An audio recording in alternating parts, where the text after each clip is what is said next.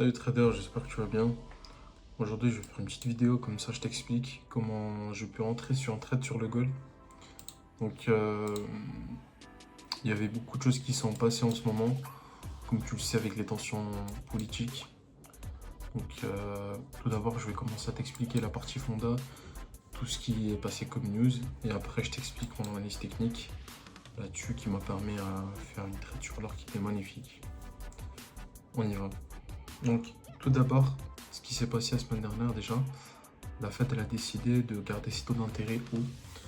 Et comme tu le sais, depuis la fin de mars, le cours de l'or il a chuté énormément. Il est passé des 5900, même les 5000, non, les 4900, pardon, arrivé jusqu'à 4100, même les 4000. Et ça, c'était très difficile parce que, en fait, beaucoup de gens, ils ont cru que vraiment la guerre. L'or il va exploser alors que pas du tout. Bah, c'est la théorie en fait parce que c'est considéré comme une valeur refuge. Mais c'est pas dans tous les cas parce qu'ils n'ont pas regardé des trucs que je vais te montrer aussi. Et c'est pas tout le temps le même cas. Aussi, donc ça, il y avait le prix aussi du pétrole qui a explosé. Donc avec l'inflation et concernant tout ce qui se passe dans le détroit d'Ormuz, donc là-bas, la zone qui est bloquée, donc avec les tensions géopolitiques, donc ça qui fait que le prix du pétrole il explose. Donc la Fed en fait, le moment où tu comprends comment elle fonctionne, tu comprends vraiment le marché. La Fed en fait elle régule l'économie, en quelque sorte elle doit garder l'inflation basse, mais son rôle c'est vraiment que l'économie soit fluide parce que si l'économie elle est trop basse ou plutôt elle est faible, lente, ça c'est pas bien et c'est ça qui cause en quelque sorte que tout devient cher et les gens, plutôt les investisseurs, ils vont s'intéresser plus aux monnaies parce que les monnaies ils ont un rendement. Donc comme le dollar par exemple, comme beaucoup de traders ils regardent moins le dollar, ils se concentrent plutôt que sur le gold. Je te montre ça tout de suite. Alors, comme tu peux le voir, le dollar il reste quand même haussier. On va pas se mentir, depuis le 29 janvier, il a pris une hausse le dollar en fait, il a pris une sacrée hausse. Donc début de fin janvier, février, en fait il a pris une hausse, ce qui explique un peu pourquoi l'or il est devenu un tout petit peu faible, il y avait des liquidations là-dessus. Donc toujours tu regardes le cours du dollar avant de regarder le gold.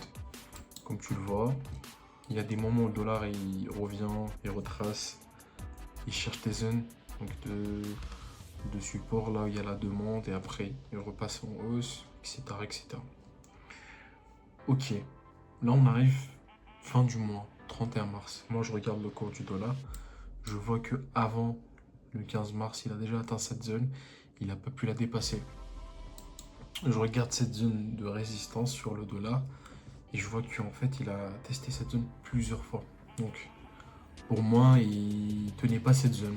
Donc si elle ne sera pas cassée, le dollar il va pas pouvoir monter encore plus. Et du coup, je me suis dit, avec tout ce qui se passe, etc., moi aussi, je vais me baser sur l'or.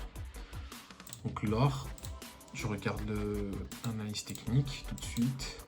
Alors, comme tu le vois, l'or, il a pu liquider jusqu'à les 4100, puis il est reparti, puis il a créé une sorte de zone de support, qui est très intéressante d'ailleurs. Donc c'est là où je me suis placé peut-être une fois en achat, ici, pas près. Et c'est une zone importante, une zone de résistance aussi là. Et du coup, cette zone, pour moi, elle était intéressante car elle l'a rejetée, il l'a rejetée. Et dès qu'elle a été rejetée, bah, si elle va tester encore une fois, puis elle va être cassée, là, potentiellement, je vais me placer en achat. C'est ce qui s'est passé. J'ai attendu mes confirmations, je suis rentré, voilà. J'ai fait un trade qui est excellent, avec beaucoup de patience, bien sûr. Je suis pas sorti comme ça d'un coup. Et surtout que je risquais très peu pour atteindre ce trade.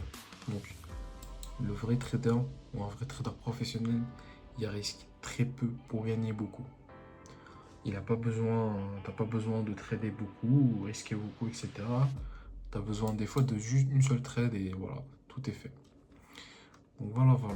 Donc prochaine fois, si tu veux trader le gold, surtout en tendance et en impulsion d'un coup, faut que tu regardes le dollar. Si le dollar, tu vois qu'il s'affaiblit, tu cherches potentiellement des achats sur le gold. Si tu vois le contraire, tu cherches tes ventes. C'est super simple.